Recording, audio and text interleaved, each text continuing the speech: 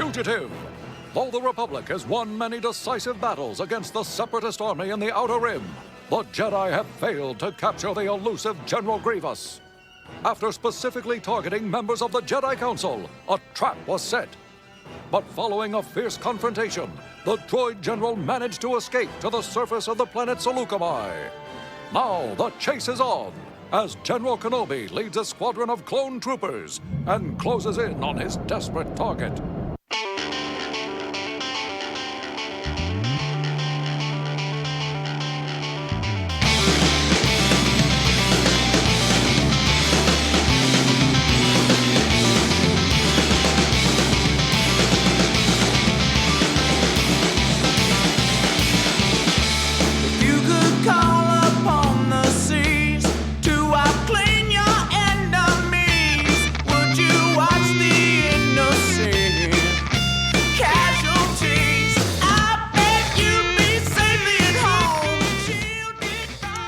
Oh, greetings, Bucketheads. Mavar Tigar. Welcome to the 68th Deserter Defending episode of Mando Vision. Nargai Tom, thank you so much for checking out this small, independent Star Wars podcast. Remember, the best way to reach out to us is via social media at Mando_Vision on Twitter and Instagram. You can email the show, mandovisiontom@gmail.com. Please be sure to like, subscribe, follow, share the show with all the other Mandalorians in your covert, if possible or so inclined. And on Apple Podcasts, give us a sweet 5-star reviews. They are the best way to help us defeat the evil algorithm. And they also help small independent shows like us stand out, not get lost in the shuffle. And always good to have more people check out the show, right? So all the help we can get is truly appreciated. Once again, thanks for coming on board. Thanks for hanging out on Mando Vision today. I'm really excited to get to this episode. You know, as soon as Cut reemerged in this first season of the Bad Batch, and I knew this episode was on the horizon, I was like, oh man, I can't wait to get back to that episode, because it's been a long time since I sat down and watched this one. So, getting into this week's episode, which is Season 2, Episode 10, The Deserter, which, you know, at first I thought was about, you know, like brownie sundaes and chocolate cakes and stuff like that, but it's not that kind of deserter. Sorry, I just got a little hungry. Anyways, so it's such a stupid joke. Anyways, an actual deserter, a deserter from the Grand Army of the Republic, and you know, knowing what we know, that it's Cut, who we just were reacquainted with on the Bad Batch. Really excited to get into this one. So, yeah, that's what we're gonna do. We're gonna get into this one, and I can't wait. This is one of those episodes that has like some philosophizing in it. You know, we're gonna break down some of the philosophies of both Rex and Cut, and sort of how their viewpoints oppose, but they aren't entirely dissimilar. It's just sort of a matter of perspective and what you believe, and it's all very interesting stuff. And in the background, while all that's going on between Cut and Rex, we have Kenobi hot on the heels of General Grievous after he crash lands on Salucami, and you know, I mean, that's a great action-packed part of the story too. Don't get it twisted, all right? I'm not trying to say that it's not, but it's definitely like the B story, and because you know, he's not gonna catch Grievous. Grievous is getting away as usual, so there's not any kind of like, I don't know, not any kind of sense of you know, this must be handled now. This could be it. Kenobi can finally get his hands on Grievous. I think we all know that's not what's going to happen. So we get to focus on Cut, his family, Rex recovering from a very bad injury, and yeah, this is a good one. I can't wait to get into it. Let's kind of get the particulars out of the way before we dive right in. So yes, Season 2, Episode 10, The Deserter. Original air date was January 1st, 2010. Our plot for this episode: Obi-Wan, an attachment of the 501st, tracked down General Grievous on Salucami. When Captain Rex is injured, he is taken to a farmhouse to recuperate, only to find the farmer has a familiar face. Ooh. Yeah, we know why. We certainly know why. This episode is directed by Robert Dalva, written by Carl Ellsworth, with Drew Z. Greenberg once again as the supervising writer for the series. Our main voice talent today: James Arnold Taylor is Obi-Wan Kenobi, D. Bradley Baker, the Clone Troopers, Captain Rex, Commander Cody, Hardcase, Jesse, Kix, Cut LaQuaine. All of those characters. Matthew Wood is General Grievous and the Battle Droids. Nika Futterman returns as Shaya. I know I said her name wrong. You know what I'm trying to say. Cara Pifko is Sue. Kath Susi is Jack. Tom Kane is our narrator. So yeah, let's kind of talk about. Wait, hold on. And let me give you the Jedi fortune cookie first. All right, it is the quest for honor that makes one honorable. And yeah, this episode is picking right up where we left off. So we're gonna dive into it on the other side of the clip. You know what's coming next. All right, it is that time. Strap on your buckets. Let's go. Instead of scattering our troops looking for all the escape pods, we shall head towards the wreckage of the landing transport first. Contact the fleet. Sir, our transmitter is destroyed. There is only one escape pod that survived. We must get there as quickly as possible. Let's hope the transmitter is still intact. All right, let's get into it. Now, normally I don't open with two two scenes that kind of like play one after the other. We don't do that too often here on the show. I wanted to do that because, did you hear what I heard? That part of Kenobi's plan is to now focus on finding all the various escape pods from the wreckage of the Separatist ship. But we find out from that battle droid that only one escape pod survived and is functioning. So that's an interesting bit of a contradiction. You think maybe Kenobi would be able to have access to some of this data too? Maybe have some surveying. Maybe he knows because maybe he helped shoot down some of these escape pods. Just a little weird inconsistency here, and I guess functioning doesn't really necessarily mean anything. The escape pods, but maybe just hit the ground, and that's when they were damaged and destroyed. Didn't have anything to do with the Republic shooting down escape pods. That doesn't sound like a really Republic maneuver to shoot escape pods. Then again, if they know that they're shooting down droids, maybe it's not that big a deal. I don't know. It's something to ponder initially as we kind of get into this episode. So yeah, there we go. And you also get the idea for Grievous's plans too. They are unable to contact their fleet, so they have to find a functioning escape pod so that they can call in reinforcements to come and pick them up. And he needs a ride. So Grievous gets to ride on a reek in this episode, which you will remember as the creature that they fight in the Geonosian pit.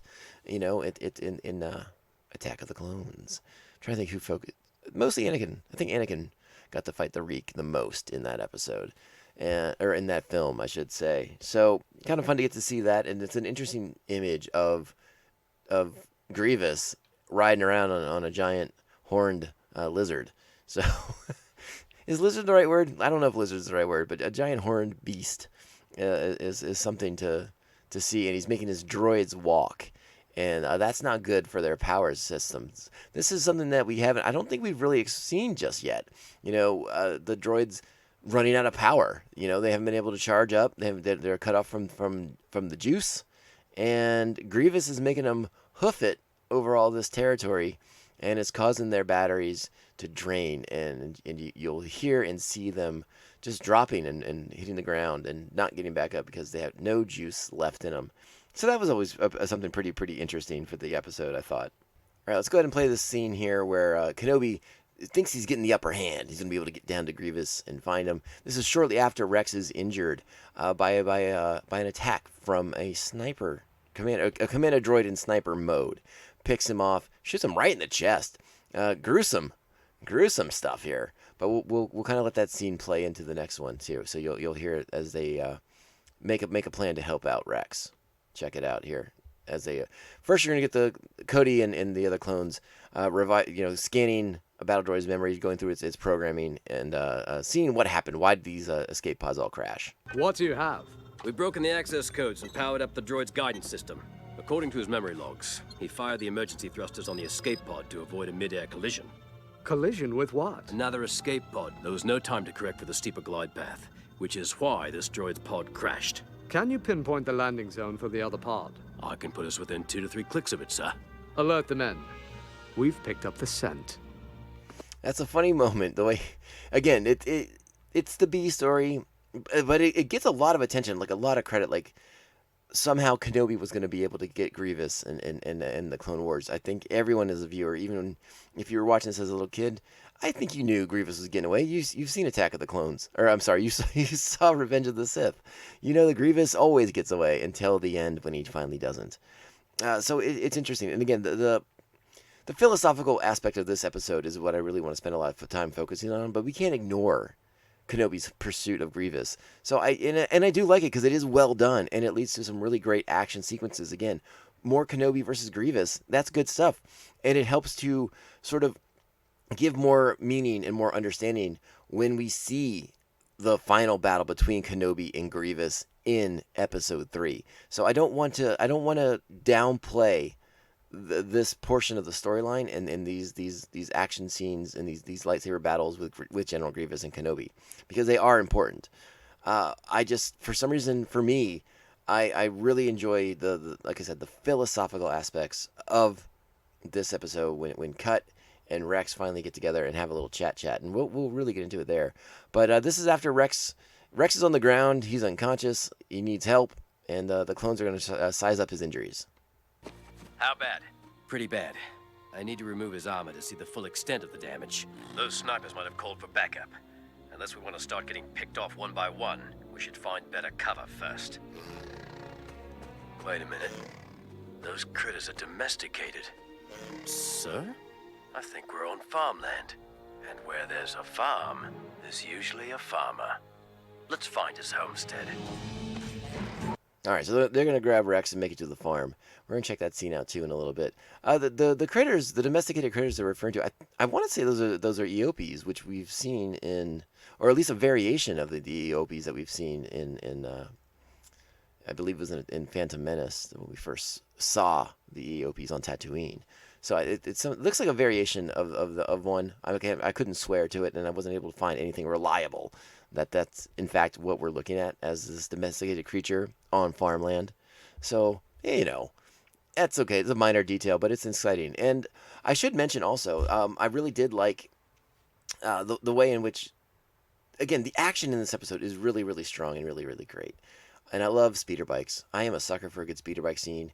And again, seeing Rex get picked off of his speeder bike is just, oof. That's a cool scene. Luckily Rex is okay, and I can say that.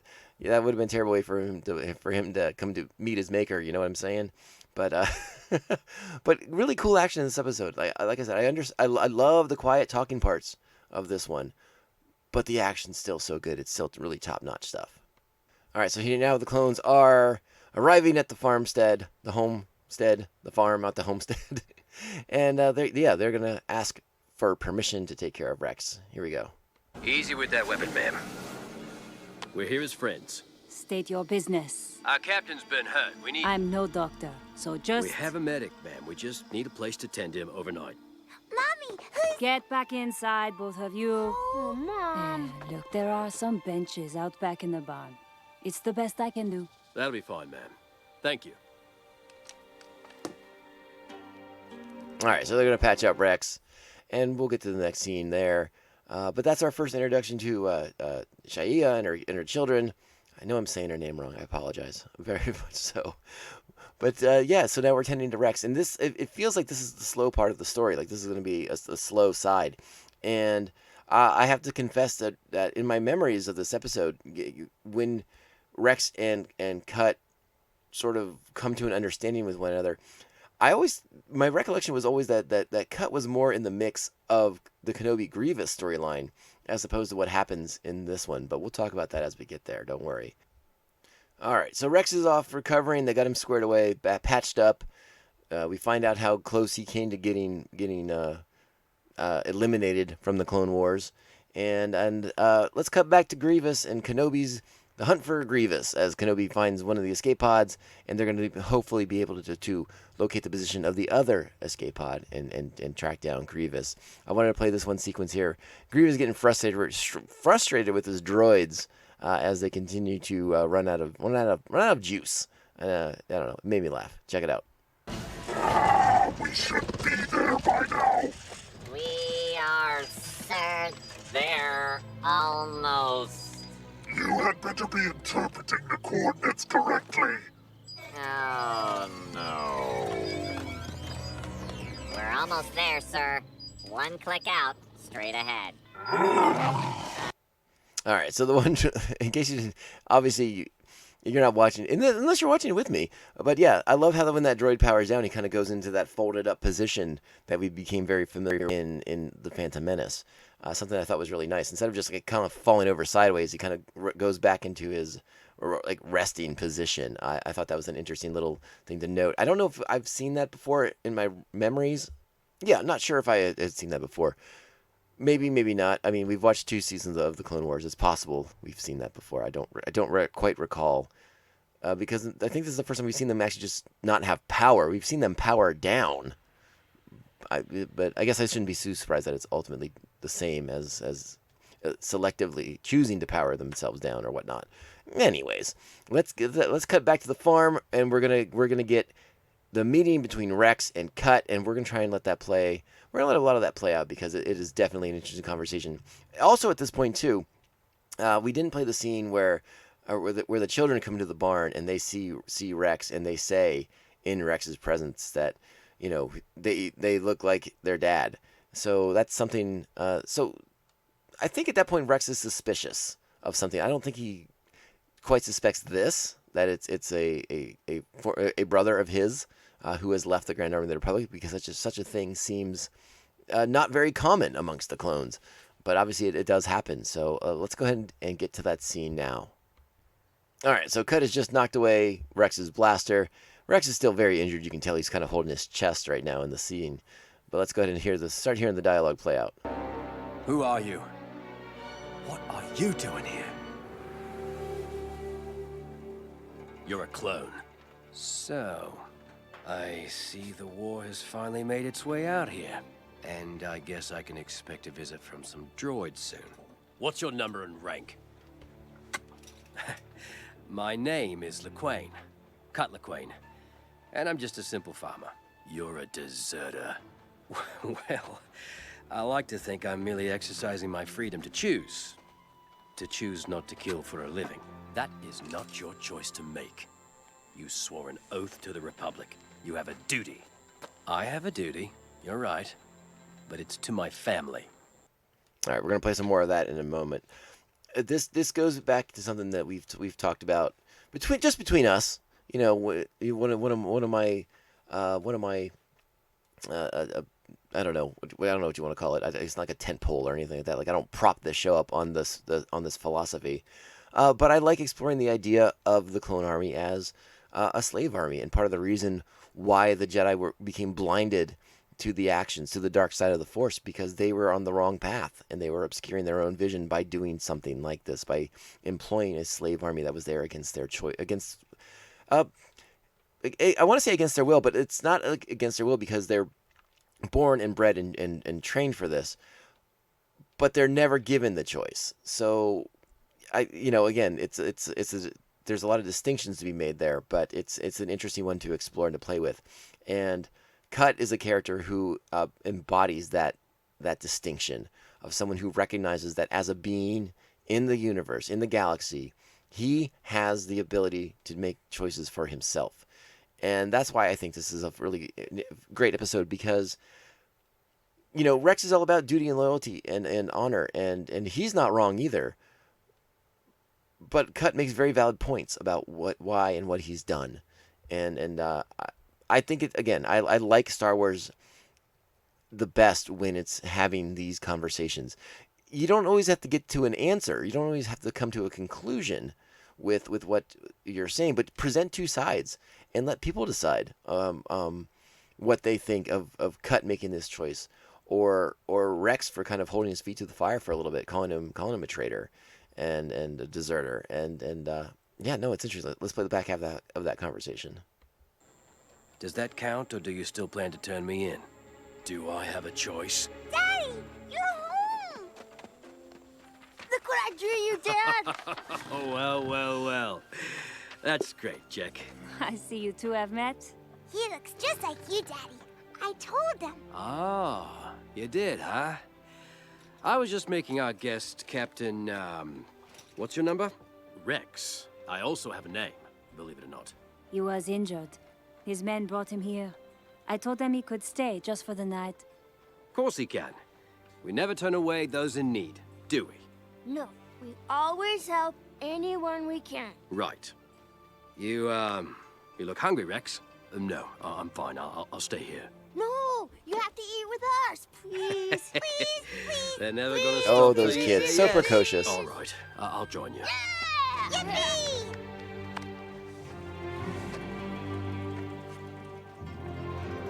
Rex's attitude, you can see it. Rex's attitude changes quite a bit when the kids come in there and he sees Cut interacting with his children and seeing how he is with his children. And again, it's something that they will discuss later in the episode. But the whole idea that this is something that Rex may not have any say in, the idea to have a family of his own at some point. Will he ever get there? And that's something that we're talking about in our Bad Batch discussions right now. What is the fate of the clone army ultimately going to be? Is the Empire going to let them age out and go retire, or are they going to be treated like property, like you would probably assume they are, and sort of retired in a very different way? And that's something that we're talking about now as the Empire begins its conscription of galactic citizens to the Imperial military. And so there's a nice logic here that we're kind of touching back on. We're going back and revisiting some of these earlier elements that were in play before the Bad Batch, but we're always there, and we're still kind of talking about them now, and they're bringing it up in a different way with the Bad Batch in this post-Republic, dawn of the Empire era, which is really, really fascinating and really, really interesting. And I hope you guys are nerding out on that stuff as much as I am. Let's play the dinner scene. What do you think? I'm going to try not to let it run super long, but there's some interesting conversation in here, and I want to try to get as much of it in there as I can. Yes, well, you and I may be clones, but we're still individuals. You have a name rather than a number, Captain. Why is that? Perhaps our leaders feel it's a more efficient way of distinguishing us. More efficient than a number? I doubt the Kaminoans think that way. Still, a name has to make you feel unique. Especially in an army where everyone looks like you and talks like you. Actually, I've never really thought about it. Yes, you have. Well, how would you know? Because I am as close to you as any life form can be. I've seen how you look at my family, our home. Come on, Rex, admit it. You've thought about what your life could look like if you would also leave the army. Choose a life you want. What if I am choosing the life I want? All right, I just want to pause it there real quick because there's a lot of quiet moments in the scene too where Rex is looking at the family and he is rolling these ideas around in his head and then sort of, I don't know, I don't want to speculate that he's daydreaming or anything like that, but it's a possibility. I think Rex is trying to decide, will he, I think he's trying to explore the possibility of ever having a life outside of the Grand Army, if it's even a thing worth considering, or is it always going to be about the job and the missions, and there'll never be an opportunity to have the life that Cut Laquan has made for himself after, again, deserting, and which is we can argue the right and wrongness of that all day long.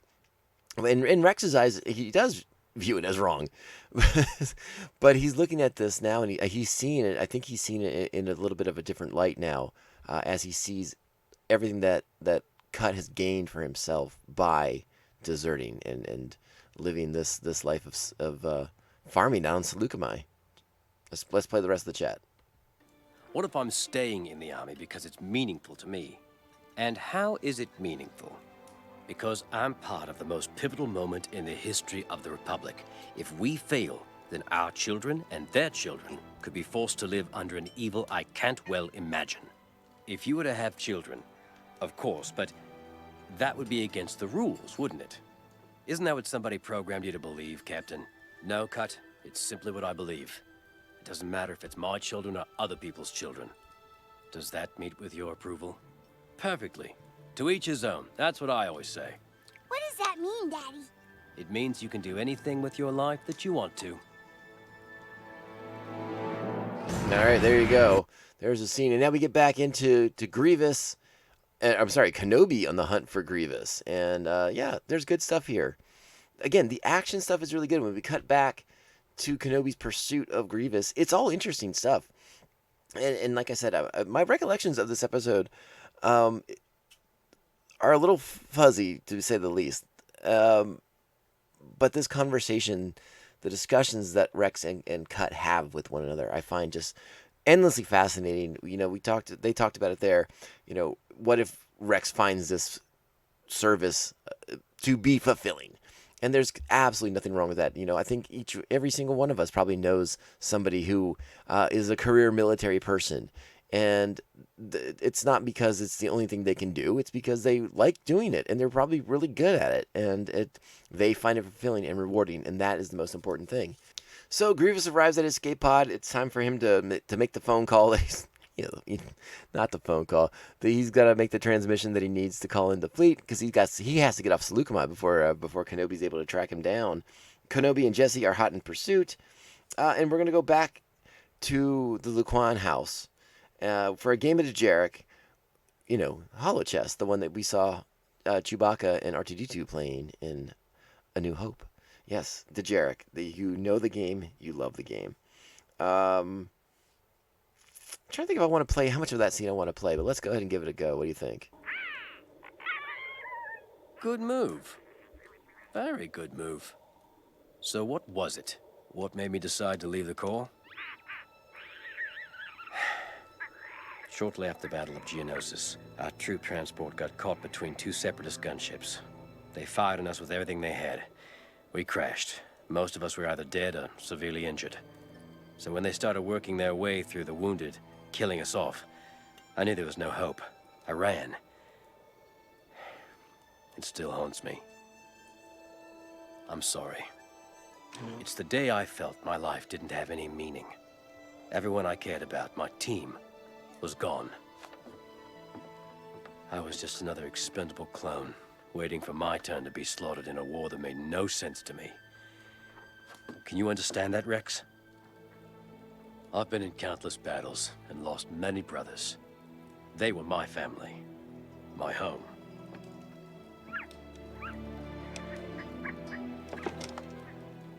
All right, you have to pause it there. Really good stuff, really deep emotional stuff. I don't know what else there is to say. It's all right there, but I like that you're seeing Rex come to understand Cut, come to sympathize and empathize with Cut, the situation that he was in, and the choices he had to make. Yeah, Cut has quite the tale from Geonosis, and I definitely think it helps Rex to better understand and empathize with the man for the choices he makes.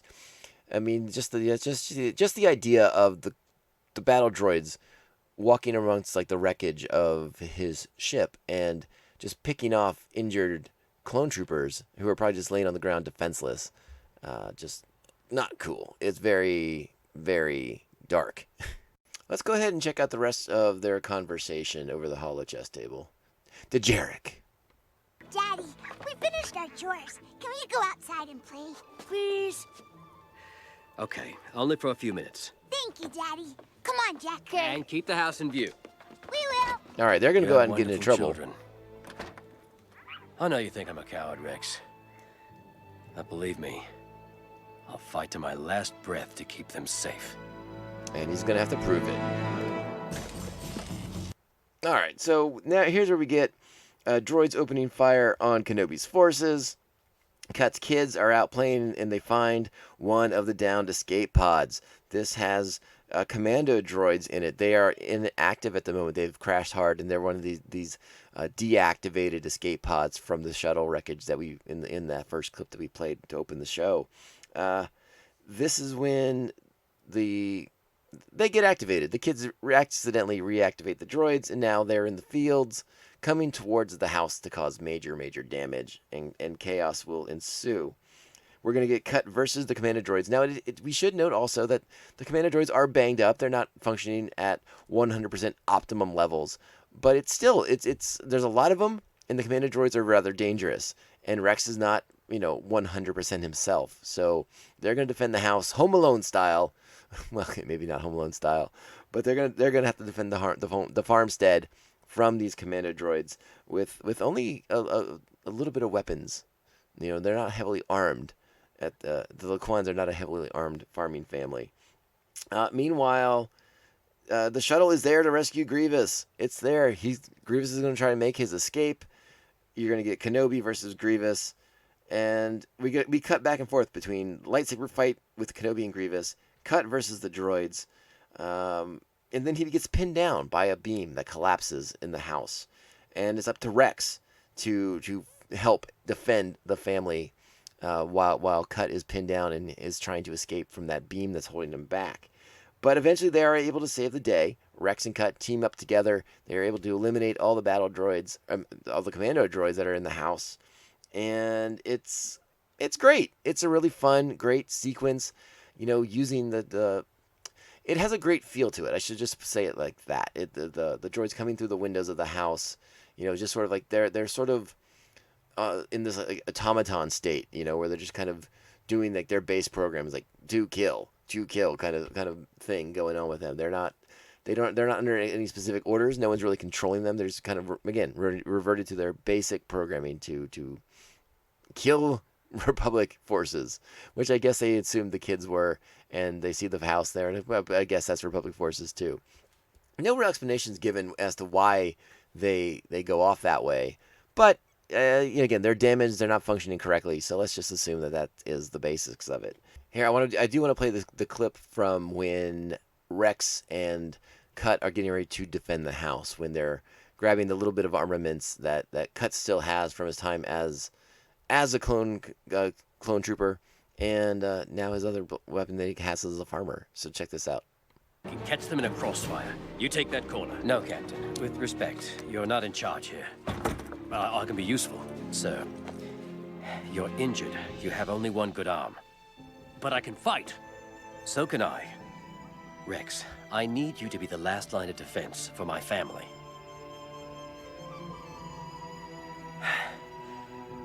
I'll take care of them. Thank you. All right, time to lock it down. And this is when the battle begins. And like I said, again, more top-notch, high-end action sequences in what is a very stellar episode of the show. All right, so let's get back to Kenobi and Grievous engaged in a big lightsaber fight. This is it, right? Kenobi's going to get him. Kenobi's going to get General Grievous. Let's check it out. Lots of lightsaber action. Grievous with a kick to the chest. Forget trying to land. All right, Grievous shoots a grappling hook. Snags at the bottom. Yeah. Snags at the bottom of the shuttle and flies away. Calls him Jedi scum. Are you all right, sir? No. We're right back where we started. Call the cruisers. See if they can stop that ship. Right away, sir. And tell them to send someone to pick us up. Kenobi is not happy. Not happy at all. And this kind of now we come back to the Quan farmstead. To the Laquan farmstead, and they're going to say their goodbyes, and they're going to wrap up our show. All right. That should do it. Captain Rex, are you going to turn in my husband? I'm sorry, Sue. It's my duty.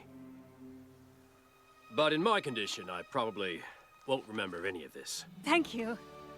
You're still a deserter, Cut. But you're certainly not a coward. Captain Rex, There are you you go. still with us? Yes, General Kenobi. I'm still with you, and thankfully on the mend, sir. That's great news. We certainly missed you at the party. Sorry, sir. I had to attend one of my own. Can't wait to hear about it. We're standing by. You're welcome to stay, Rex. This is your home, Cut. My family is elsewhere. Goodbye. Bye. And there you go. Rex is going to head off into the sunset, made a new friend with the Laquans.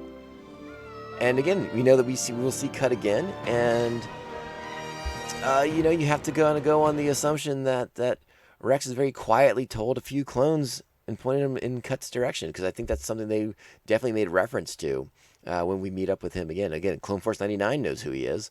So it's possible that if there may have been a whole desertion thing going on, and Cut has kind of been helping be like a ferryman and like an underground kind of escape for clones who don't want to serve the Grand Army of the Republic anymore. I'd like to explore that more fully, and maybe I'm losing my mind because maybe I'm imagining that they said that in the Bad Batch. I guess I'll have to rewatch that episode, and if I have to issue in a correction next week on the show, I will. So, but yeah, I mean that's something to consider. Like obviously, like Rex let some of them in on Cut, or at some point earlier on, Clone Force 99 made their own discovery of Cut Laquan and his family out there on Salucami. So hopefully we'll get to explore that more fully one day down the road. But something to consider. What did you think of this episode? I freaking loved it. This is an 8.5. Easy. I love when Star Wars gets into its philosophies, when it forces its characters to confront what they think they know versus, other perspectives, other thoughts and ideas and ways of looking at things. I love that so much. So this is an 8.5, super duper easy one. What'd you think of this one? Let me know. You know where to find me. It's on social media. It's at Mando_Vision. Twitter, Instagram. Email me, mandovisiontom@gmail.com. Love to hear from you. Love to talk about it on the show. And yeah, that's it. We're going to wrap it up. So remember, Clone Wars rewatch episodes on Mondays. We're doing the Bad Batch on Fridays. And if you'd like some other pop culture news, check out the other podcast I have going on. It's called the Tomcast Popcast, where we cover a wide swath of what's going on in the world of pop culture. We're currently focusing a lot on the Loki series that's currently airing on Disney+, so that's been a lot of fun to get into that. But often on that show, we just do pop culture news, and sometimes we play some games, and we'll watch old movies and talk about them. It's been a lot of fun. We just did a great one. I really enjoyed the one we did for Indiana Jones' 40th anniversary for Raiders of the Lost Ark. So if you have a chance, check out that episode. One I'm proud of all the shows we do, but that one I thought was just a blast, So let's get out of here. Let's wrap it up.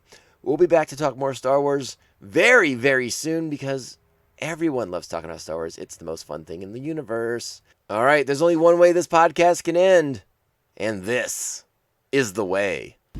This is the way. This is the way. This is the way.